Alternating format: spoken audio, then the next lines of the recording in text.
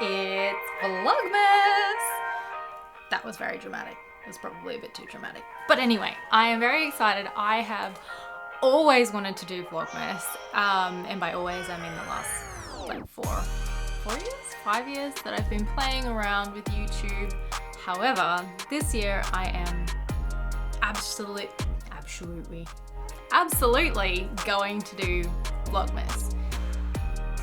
Oh. However, I have a gripe. It's the whole, sorry, I can't, I'm too busy, or there's not enough hours in the day thing, because that is absolutely what I have thought in the past. I'm like, there's no way that I can do Vlogmas because that's a lot. Like, it is a lot to film absolutely every single day, edit, and then upload consistently for 25 days.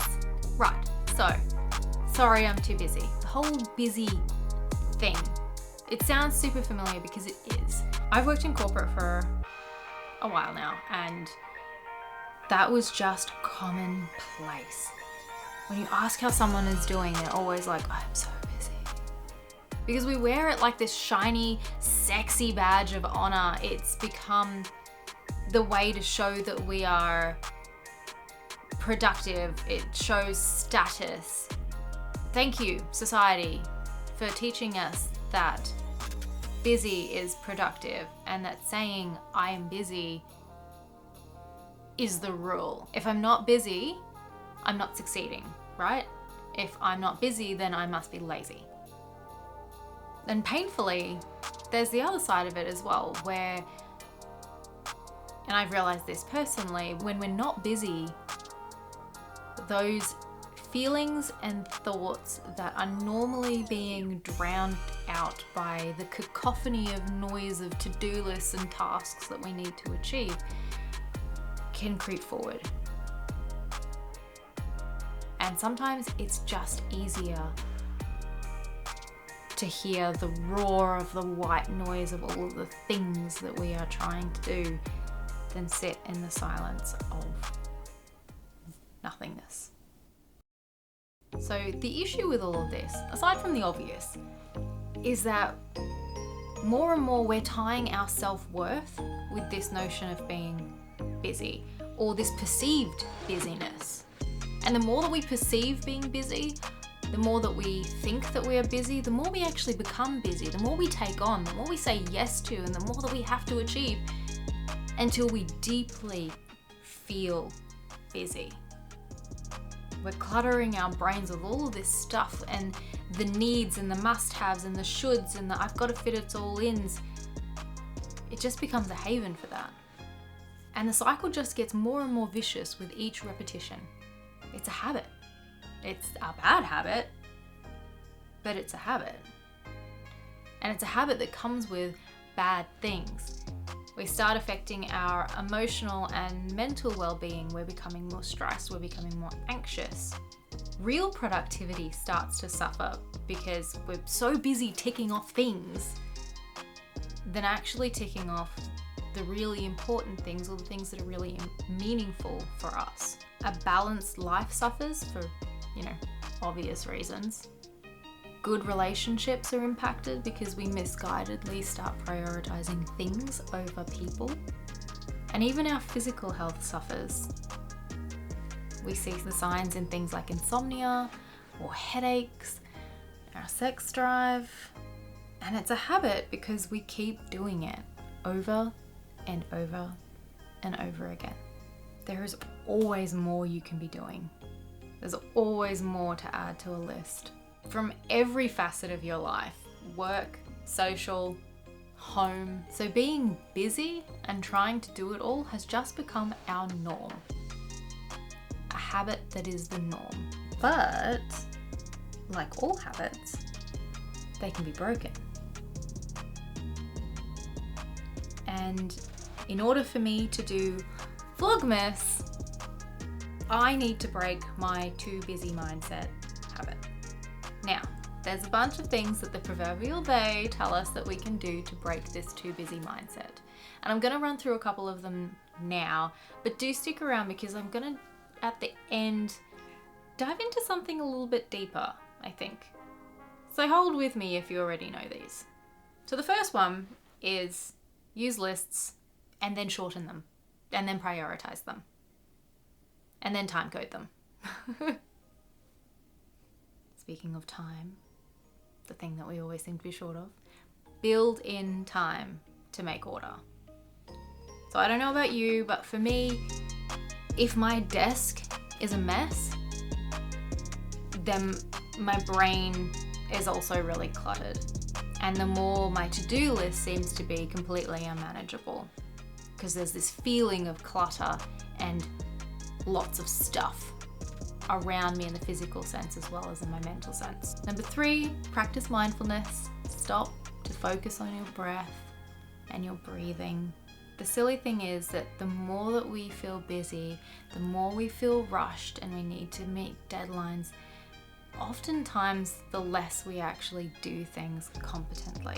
If you take an example of an emergency room where a bus crash has come in and you've got 2 people, one person who is being bombarded with all of the information, is running from bed to bed and trying to work out what's going on and taking on absolutely everything, and people are yelling at them from across the hall, versus the person who stands back, assesses the situation, takes a breath, and then systematically approaches proactively.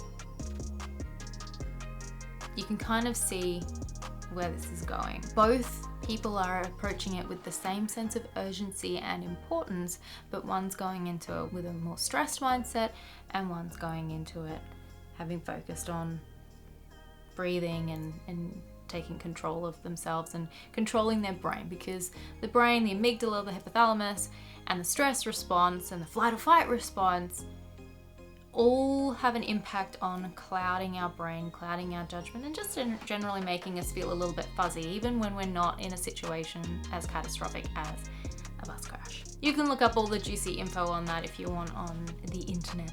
There is much. Number 4, you can make time for your mindfulness by reducing your content intake. Even if you're just scrolling through Instagram, looking at your friends' dogs, that's still information that's entering your brain and having to be processed and interpreted and then stored in your memory banks.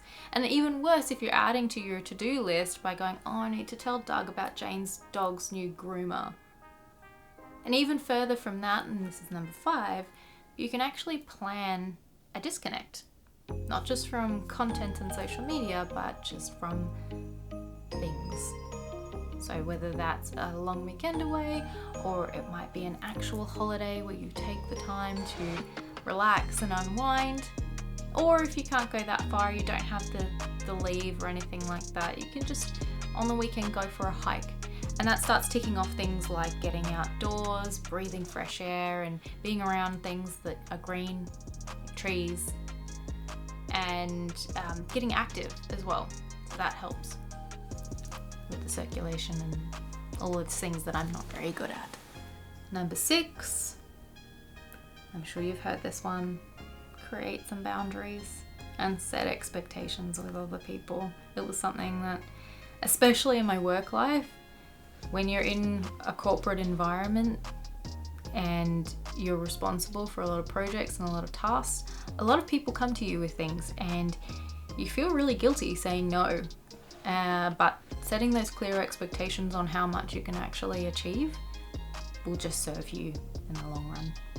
Number 7, and now we're starting to get into the meaty stuff. Remind yourself of who you are and that your self-worth is not tied to the amount of things that you've crossed off on your to-do list. If you ever find yourself, and I am 100% guilty of this, adding things that you've already done to your to-do list so that you can cross them off and feel like you've achieved a thing, and then tell yourself it's just so that I can keep track of the things that I actually did today. Honey, this one is for you. And the last one in this set is also along that same vein. Set aside time, no matter what, non-negotiable time for self-care, for relaxation. Do some journaling, do a gratefulness exercise, have a bath. I am surprised at how much I enjoy bubble baths now. But be kind to yourself and listen to your body and appreciate how wonderful you are. Now, as we're already getting deep and, deep and meaningful. Battery died. Which is probably a good thing. Because if you're like me, I'd probably at this point be going, oh my god, enough already. I know I've heard all of this before. And I think that's because it runs so much deeper than just these actions. Even though it's easier to block out like those 5-minute alarms for get shit done time, or, I'm gonna smash it in the next like half an hour and then I'm gonna take a 5-minute break, and, those actions. But if we don't fix the underlying causes of why we're falling into these busy traps, then we keep repeating the pattern. So here's 2 examples. Sitting in my mind in silence without the need to do a thing or fix a thing or do the next. Ooh, the feels. Yeah, the feels came. So that was an underlying cause. For me, it was that I needed to fix some of those emotions and thoughts that I was trying to run away from by being busy all the time. And the fix for that was therapy, like a lot of therapy. And I will talk about that in a couple of days. But, it's not a quick fix. And if you know you need to talk about things, then you probably already know that that's not a quick fix. All right, what else? I had this thing that I said that I was going to create for a friend of mine. And I said I would do it, even though I knew that she didn't really actually care about the thing, but I felt like I had to. And so it was another task that was on my plate and that was just going to take me so much time to complete. And it was all because I just said that I would in a random conversation. But the underlying cause of that was that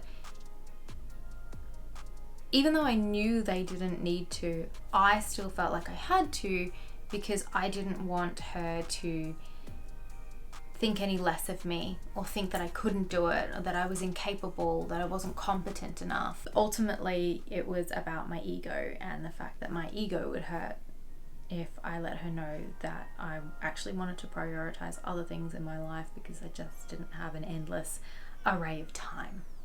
Once you can identify what is keeping you below the line, like where is your time actually going, what things are you actually spending time on that's keeping you busy all of the time.